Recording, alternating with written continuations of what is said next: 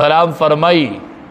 د چا پزړه کې چې د زری برابر تکبری د زری برابر دا سړی جنت ته نشي داخله د زری برابر ذره پیژنې دا سور میګې ملیدي د نری سور میګې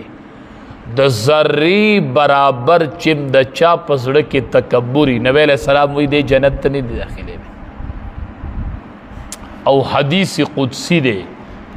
رب العالمین فرمائی لوئی زما صادر دے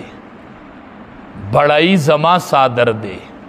نو کم سڑے چی زما صادر راکا گی زبا جہنم تا داخل کا لوئی زما صادر دے دا اللہ سر خیدہ دا اللہ صفت دے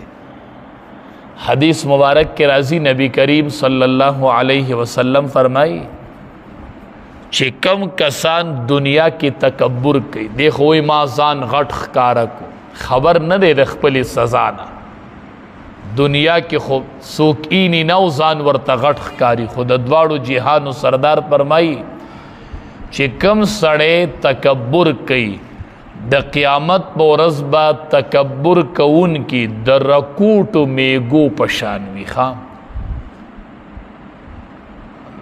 داسې ذلت په پې خور شوی داسې رسوا او ذلیله به وي لکه دا رکوټي میږي چې دي او وی پدی جہنم کی یو جیل خانه دا د جہنم یو لوی جیل خانه دا غی طرف تبا دا متکبرین شڑلی شی پا جہنم کی جیل خانه دا اغی طرف تبا تڑلی شی دی شڑلی شی چنومی بولس تے بولس دا پا جہنم کی یو جیل خانه دا متکبرین بدی تا شڑلی شی او دا جیل خانه چی دا د ټولو نه زیات تیز اور چې دی هغه د دې جیل خانې دی چې متکبرین به ورته ځي او دې ته به دغې جیل خانه کې د څکلو څه میلاویږي د دوزخیانو د بدن نه چې کومې وینې زوي وتلي دا به دې متکبرینو ته څکلو دپاره دا میلاویږي سکي به دا او د جهنم په جیل خانه کې به نو تکبر چې دی دا ډیره لویه ګناه ده بس عجزي الله ته خوښه ده عجزي څه ته وایي